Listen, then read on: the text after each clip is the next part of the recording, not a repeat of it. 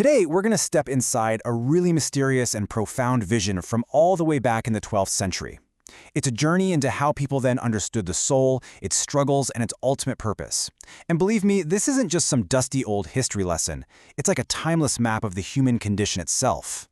Our journey kicks off with this absolute cry of despair. The person having this vision is completely and totally lost. And we're not talking about being lost in the woods. They're lost in a state of deep spiritual crisis. This one line just sets this incredibly dramatic stage for a soul in torment, one that's desperately looking for a way out of the dark. And that darkness, you can almost feel it. The first part of our story is a real ordeal, a pretty harrowing vision, where the narrator is trapped, just completely overwhelmed by these hostile forces. It's a powerful way to show a soul that's lost in sin and confusion. The text describes an absolutely brutal scene, one that makes this abstract horror feel very, very real. The narrator is attacked, tormented by scorpions and adders that are literally spitting poison on them, all while being mocked by their enemies. It is a truly visceral depiction of a spiritual nightmare. And the torment is just relentless, really detailed. The soul is stripped of its honor, it's beaten down, and it's even forced to consume bitterness. Each of these actions is symbolic. It's all meant to represent this profound state of suffering and humiliation, a complete and utter breakdown of the self. But it's right here, at this moment of absolute rock bottom, that something changes. The suffering gets so intense that it actually transforms into this desperate plea for help. And this is the crucial turning point in our narrator's whole journey. In their agony, the narrator calls out to this figure of maternal wisdom. This isn't just a cry of pain, though. It's a real longing for guidance they once knew. It's that memory of light, even in the deepest darkness, that sparks the hope that they can be rescued. And you know what?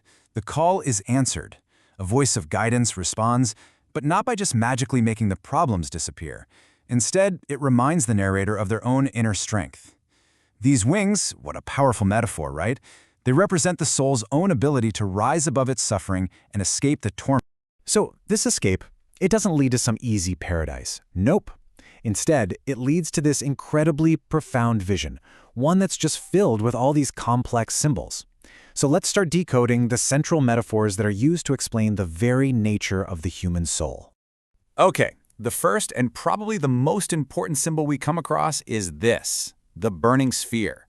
The entire vision kind of hinges on us understanding what this strange and powerful image is all about. So what is it?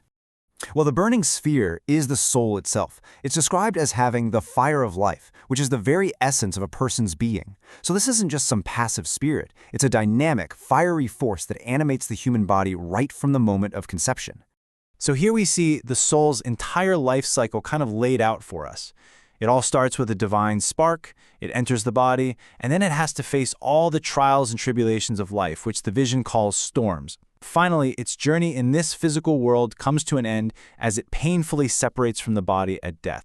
Now get ready for a completely different and frankly pretty surprising metaphor. To explain the differences in human nature and the quality of our actions, the vision uses the everyday process of making cheese. Yeah, cheese. It's a wonderfully earthy way to explain a really lofty spiritual concept. So, the idea is that the quality of the milk, or a person's innate character, determines the outcome of their life's work. A strong character leads to strong, good deeds, strong cheese. A weaker character? That leads to more delicate, maybe less impactful works, mild cheese. And a corrupt nature? Well, that only produces bitterness. So beyond our actions, the vision is also deeply concerned with the relationship between our physical self and our spiritual self, that constant, intricate dance between the body and the soul. The core metaphor here is really simple, but it's also pretty profound. The body is just a temporary dwelling, a house. The soul is the tenant living inside, the true resident. This immediately sets up this kind of hierarchy and a sense of a temporary partnership. Now here's where it gets interesting. The body is described as both the house and the mistress, while the soul is the servant. But it's a paradox, right?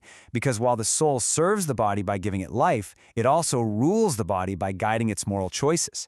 The body experiences the world through the senses, sure, but it's the soul that truly understands and tells the difference between right and wrong. To explore this inner world even more, the vision gives us another metaphor, the inner tent.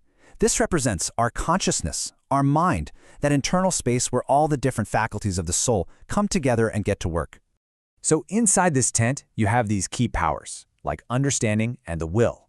When they're all working together in harmony, the mind is clear.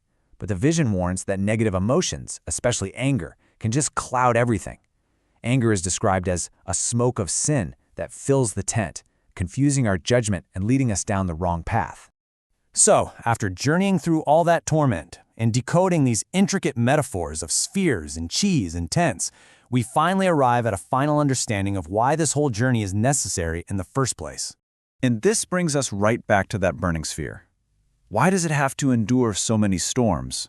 I mean, why is life filled with all these trials and suffering? The vision actually gives us a really clear, if challenging, answer. The purpose of these trials is really twofold. First, they're tests. By resisting these challenges, the soul's vigor is renewed. In other words, it gets stronger. Second, these struggles are like a crucible that reveals the true quality of a person's life, the merits of their works. So, in this view, suffering isn't pointless. It's actually formative and, in the end, judgmental. And this whole journey concludes with this really powerful, somber image of death.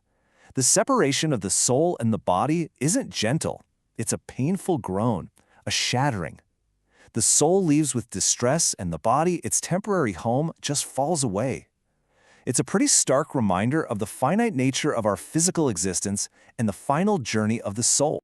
So this 800-year-old text describes the soul as a burning sphere, tested by storms to prove its worth. And it leaves us with a question that is just as relevant today as it was in the 12th century.